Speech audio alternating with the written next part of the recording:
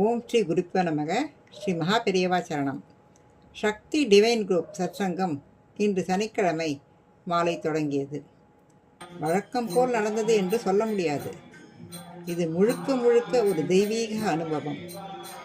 பாபா ஆரத்தியுடன் ஆரம்பித்து நெடுங்கநாதர் பதிகம், குரு தியானம் மனங்களை அமைதிக்கு அழைத்துச் சென்றது. தொடர்ந்து விஷ்ணு சகஸ்ரநாமம், லலிதா சகஸ்ரநாமம், ஸ்ரீ லக்ஷ்மி அஷ்டோத்திரம் இறையொருளை நம் இல்லத்தில் நிறைத்தது. ஒவ்வொரு வாரமும் நாம் சனிக்கிழமைகளில் ஒன்று கூடுகிறோம். ஆனால் இன்று மனது கொஞ்சம் கூடுதலான நிம்மதி, ஆனந்தம் அடைந்தது. ஏன் தெரியுமா? ஒவ்வொரு மந்திரமும் ஒவ்வொரு நாமமும் இல்லத்தை ஒரு ஆன்மீக ஆலயமாக மாற்றிய தருணம்.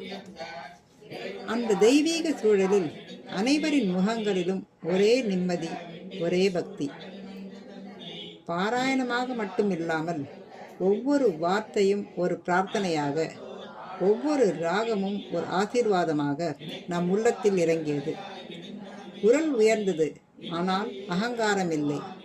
சத்தம் கேட்டது, ஆனால் அமைதி கூடவே இருந்தது. அதுதான் சத்சங்கத்தின் அழகு. இங்கே யாரும் தனிநபர் இல்லை. அனைவரும் ஒரே உணர்வில், ஒரே பக்தியில், ஒரே தெய்வீக அதிர்வில் இணைந்தோம். இந்த உலக ஓட்டத்தில் சில நிமிடங்களாவது நம்மை நாமே தேடி கிடைக்கும் இடம் இந்த சக்தி டிவைன் குரூப் சத்சங்கம்தான்.